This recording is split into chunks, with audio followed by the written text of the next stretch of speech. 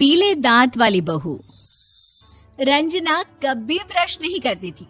उसे कितनी बार उसके माँ बाप ने डांटा, लेकिन उसका कोई असर उस पर होता ही नहीं था, जिस कारण से उसके दांत पीले पीले हो जाते हैं। शादी के बाद अरे बहू, वैसे तो तुझ में कोई कमी नहीं है, पर तेरे दांत इतने पीले कैसे हैं बेटा? कैसे मतलब? कोई सर्जरी थोड़ी ना कराइए। वो तो क्या नाम, मैं ब्रश नहीं करती थी तो पीले हो गए। अब क्या करूं? आप कहें तो लाल करवा लूं या फिर काले? यार ये क्या है, क्यों माँ से लड़ रही हो? लड़ रही हूँ? अरे मैं लड़ रही हूँ या ये बोल रही है कि दांत पीले हैं, पीले। अरे तपस्या थोड़ी ना की है इन्हें पीले करने के लिए।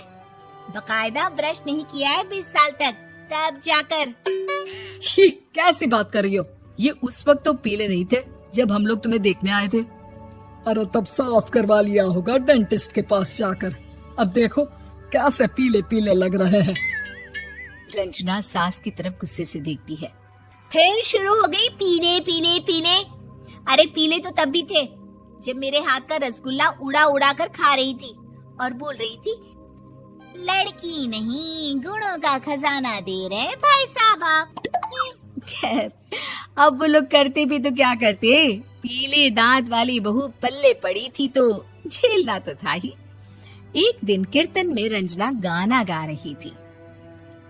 अरे कमला बहन, माँ का द्वार है, यहाँ तो सब शुद्ध होकर आते हैं, फिर अपनी बहू को ब्रश भी नहीं करवाती तुम। दूर से पीले पीले दांत भक्ति में बाधा उत्पन्न कर रहे हैं।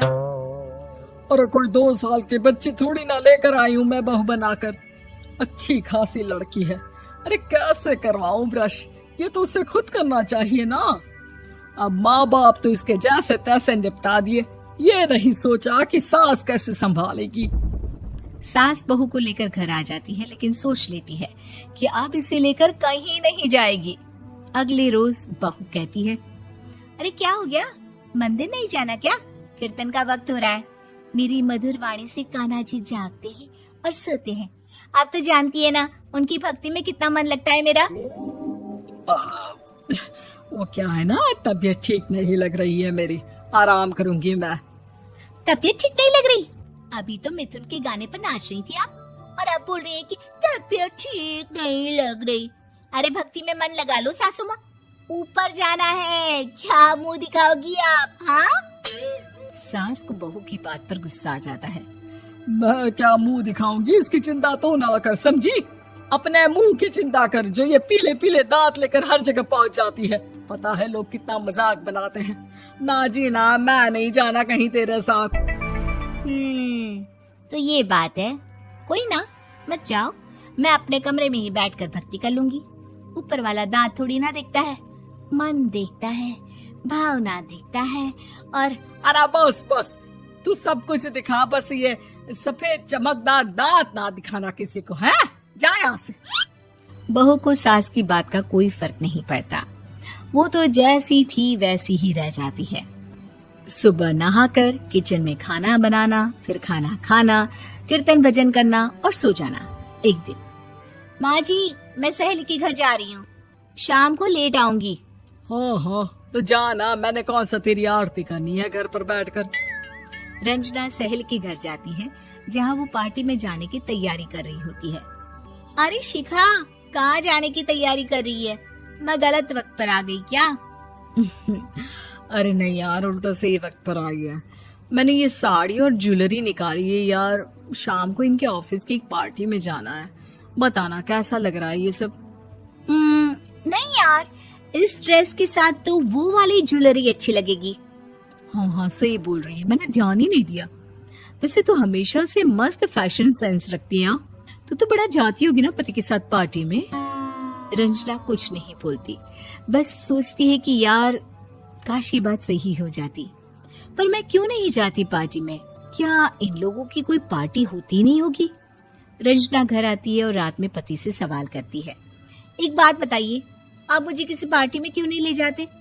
क्या आपके यहाँ ऑफिस में पार्टी नहीं होती? पति बेचारा क्या कहता कि दांत पीले हैं तुम्हारे इसलिए। अरे कोई पार्टी होती नहीं हम लोगों के ऑफिस में, तो कहाँ से लेकर जाऊं? और मार्केट, मॉल, कहीं वीकेंड घूमना, कहीं तो। अरे यार, सारे हफ्ते में एक छुट्टी मिलती है, तो सोचता हूँ कि आराम ही कर लूं। क्यों? रंजना मन मार के रह जाती है। पहले कभी सास के साथ मंदिर जाया करती थी, लेकिन वो भी सास ने ले जाना बंद कर दिया। घर बैठी बैठी रंजना बोर हो जाती है। तभी उसे आइडिया आता है और वो मायके जाने का सोचती है। सासू माँ, 2 दिनों के लिए मम्मी के घर जा रही हूँ। अच्छा अच्छा, ठीक है, आराम से जा। और हाँ, माँ से कुछ अच्छी आदत सीख कर आना कि कैसे शरीर के हर भाग की तरह दांतों की सफाई भी जरूरी होती है, समझी? शुरू हो गई ना आप। वो लोग आपकी तरह नहीं है कि छोटी छोटी बात का बतंगड़ बना दे। उन लोगों के लिए मैं मायने रखती हूँ, ना कि मेरे पीले पीले दांत। रंजना माँ को बिना बताए उन लोगों को सरप्राइज देती है, लेकिन जैसे ही वो दरवाजे पर पहुंचती है, अंदर देखती है कि घर वाले कहीं जा रहे होते हैं। अब माँ, काश रंजना दीदी के दांतों वाली प्रॉब्लम नहीं होती, तो वो भी हम लोगों के साथ चलती ना बुआ जी की बेटी की शादी में। हाँ बेटा, लेकिन अब उसे कौन समझाए कि उसको उसके पीले दांत नहीं दिखते, लेकिन उसके आसपास के लोगों को कितना एम्बैरेसिंग फील कराते हैं। मुझे तो कितनी बार उसके स्कूल की टीचर ने शिकायत की कि उसके साथ कोई लड़की बैठना भी नहीं चाहती, और ना ही कॉलेज में कोई उससे बात करना चाहता था। लेकिन पता नहीं क्यों उसे ये बात समझ में ही नहीं आती। कोई कमी नहीं है उस लड़की में, बस यही कि दांत पीले हैं। वो तो भला हो जीजा जी और उनकी माँ का, जो दीदी को जैसी है वैसे ही रखा हुआ है। रंजना को अपने घर वालों की बात सुनकर बहुत दुख होता है। वो सोचती है कि वो क्या करे, लेकिन फिर वो सीधा डेंटिस्ट के पास जाती है, अपने दांत चमकाती है और कसम खाती है कि वो रोज ब्रश करेगी। अरे क्या हो गया? तुम तो 2 दिनों के लिए गई थी ना, पर कोई ना, अच्छा है, चलो आ गई तो। रंजना सास के सामने आकर खड़ी हो जाती है और पूरी स्माइल करती है, उसके चमकदार दांतों को दिखाती हुई। हैं?